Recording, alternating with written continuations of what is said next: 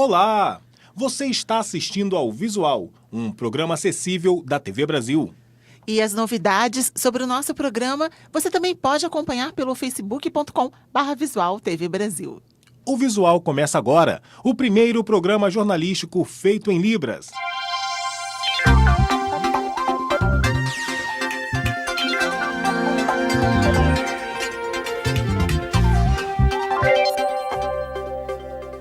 A dificuldade em conseguir empregos é maior entre a população mais jovem. De acordo com o IBGE, 1 em cada 4 pessoas com idade entre 18 e 24 anos está desempregada. No Rio de Janeiro, uma ONG tenta reduzir este índice. Ela criou um banco de talentos e mais de 3.000 jovens de áreas consideradas carentes já conseguiram uma vaga no mercado só este ano. Legal, né? Este é o primeiro emprego de Fernanda. Há 2 meses, ela trabalha como assistente administrativo na sede da SEDAI, a Companhia Estadual de Águas e Esgotos do Rio de Janeiro. Planilhas e dados fazem parte da nova rotina da jovem, que está muito contente com o trabalho. Estou me sentindo muito bem, está sendo uma oportunidade maravilhosa, porque eu estou me tornando cada dia mais independente. Vamos dizer assim, de eu poder ir atrás dos meus sonhos, eu correr atrás das coisas que eu quero. Monique coordena a equipe e já trabalhou com mais 6 profissionais do programa Jovem Aprendiz que têm algum tipo de deficiência intelectual. A parte que a gente ensina realmente é só a parte profissional mesmo. Porque de convívio, de limitação, de superação, eu acho que quem convive é que ganha mais do que eles. As contratações são feitas por intermédio do Rio Solidário, uma organização não governamental que atua no estado. No programa Futuro Agora, foi criado um banco de talentos que tem mais de 5.000 jovens cadastrados. De janeiro a outubro, cerca de 2.800 pessoas procuraram um programa voltado para jovens de 14 a 29 anos. A ideia do programa é exatamente dar essa primeira porta de entrada para os jovens, que a gente sabe que é uma dificuldade, principalmente os jovens que vêm em situação de vulnerabilidade, de risco. Eles muitas vezes não têm quem o oriente para buscar esse mercado de trabalho, então a nossa ideia era exatamente ajudá-los nesse momento. Isabel trabalha desde os 16 anos em empresas que a contrataram pelo Rio Solidário. A jovem, que morava em abrigos no Rio, tem uma rotina bem atarefada. Além do trabalho, cuida da filha e está terminando o ensino médio. Estou aqui há 5 meses, mas eu estou gostando. Muito bom, a área é boa. Eu fazendo curso de informática, entendeu? Está abrindo portas para mim.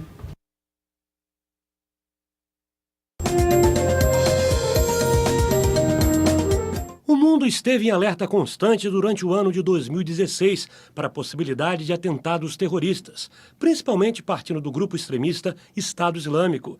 A Europa foi surpreendida em março por um ataque em Bruxelas, capital da Bélgica, um dos maiores redutos de militantes fora do Oriente Médio.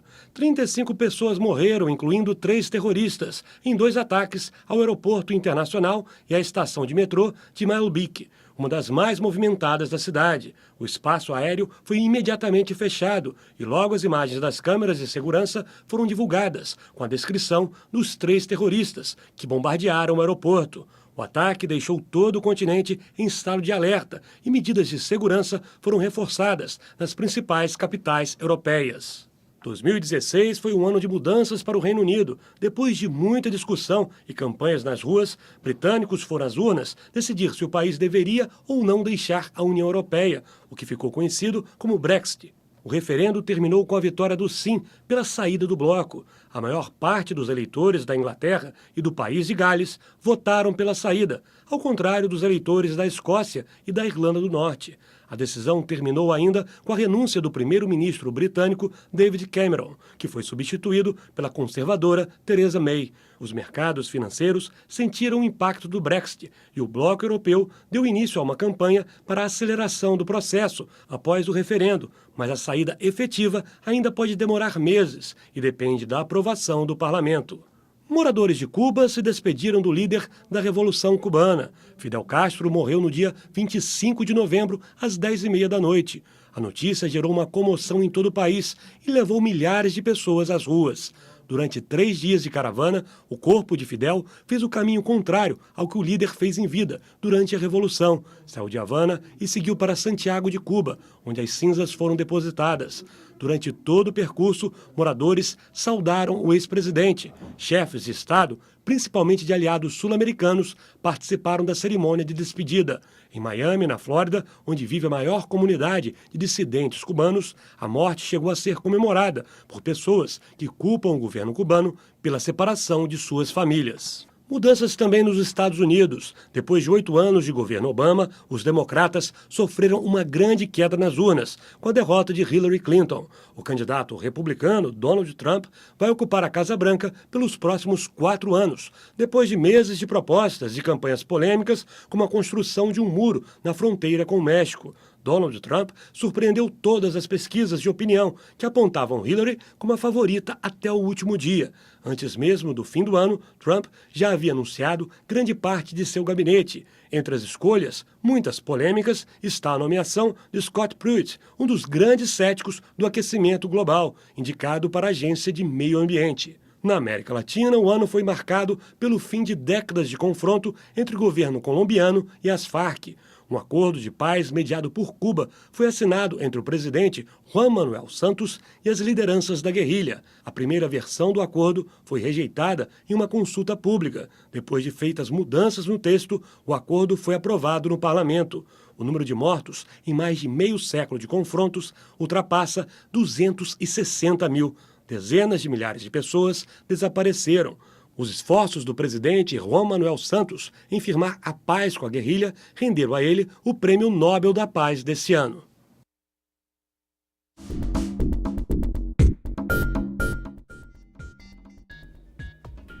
Respeito, confiança,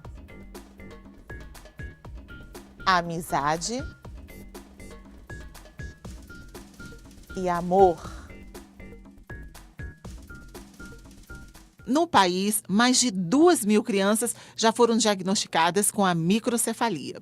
Na Bahia, o segundo estado com maior número de casos, as famílias lutam para aprender a cuidar e melhorar a qualidade de vida das crianças que nasceram com a má formação. Até há pouco tempo, a microcefalia era conhecida como uma rara doença neurológica. Mas em setembro de 2015 surgiram os primeiros casos de um dos maiores dramas da saúde infantil no Brasil nos últimos tempos. A microcefalia ligada ao vírus da Zika. O nascimento de bebês com malformação no cérebro se espalhou com rapidez e os números continuam crescendo. Aqui na Bahia, dados da Secretaria Estadual de Saúde apontam que de outubro do ano passado até o início de julho desse ano, foram notificados 688 casos de microcefalia em 146 municípios. Desses, 337 foram investigados, sendo 222 confirmados. Também foram notificadas 34 mortes por microcefalia. Muitas das crianças afetadas já estão completando um ano de vida. As obras sociais Irmandulce implantaram em Salvador um atendimento exclusivo para os bebês com microcefalia. Nossa equipe é multidisciplinar, com formato interdisciplinar, e nós temos os atendimentos de fisioterapia, terapia ocupacional, fonoaudiologia, psicologia, serviço social, odontologia especializada, além do acompanhamento com a oftalmologia especializada em baixa visão. Nesse tempo, mais de 40 bebês que têm a doença já passaram por aqui. Um deles é Heitor, que está com 11 meses. A família dele é de Mutuípe, a 300 quilômetros de Salvador. Pelo menos uma vez por semana, vem à capital para fazer acompanhamento multidisciplinar nas obras sociais Irmandulce. Tratamento que tem feito a diferença no desenvolvimento dele. Através da estimulação que ele faz, não é? Eu vejo que ele está tendo progresso. Ele hoje já fixa mais o olhar, ele hoje já consegue fazer algum gesto que antes não fazia quando tinha 2, 3 meses, hoje ele já faz. Hoje ele já rola. Então, sim, isso é um avanço para nós, né? Sabendo que uma parte do cérebro está calcificada e a outra não. Mas nós sabemos que os profissionais que trabalham com ele, que a gente trabalha, está fazendo com que o cérebro dele se desenvolva novamente. Durante os atendimentos, os bebês recebem diversos estímulos. Nessa sessão, Railan, de 1 ano e 2 meses, é acompanhado pela fonoaudióloga e pela fisioterapeuta. O trabalho é baseado em manuseios, em atividades, geralmente atividades envolvendo a família, atividade envolvendo o cotidiano da criança, em que você adequa tudo isso com as técnicas que são utilizadas de fisioterapia, pensando na ativação muscular, pensando no controle postural, pensando no como é que o movimento é feito de forma funcional. Por exemplo, o que é um movimento funcional para a criança? É pegar um brinquedo, levar um brinquedo na boca, é explorar o brinquedo com a mãozinha. Então, que postura que ela deveria estar fazendo isso? De gatinho, sentadinha? Então, a gente vai organizando ela nessas posturas para que ela realize o movimento. Uma doença que ainda desperta muitas dúvidas nos pais e com um futuro de incertezas. Mas com amor e com um acompanhamento adequado, elas vão se desenvolvendo e ensinando lições de superação a cada dia. É uma deficiência, é uma limitação, mas que tudo é superado mesmo. Que abrace realmente seu filho, que não pense que é o fim. Na verdade, é um começo de uma luta, de uma batalha, de muito amor, de muito carinho, de mais atenção a um ser que é tão desprotegido quanto um bebê, quanto a criança, e que precisa muito de nosso amor, de nosso carinho. O visual fica por aqui pelo nosso WhatsApp. Você entra em contato com a gente e pode mandar sugestões. Anote o nosso número, 021 974 522 300. Obrigado pela companhia. Tchau. Tchau, muito obrigada pela companhia.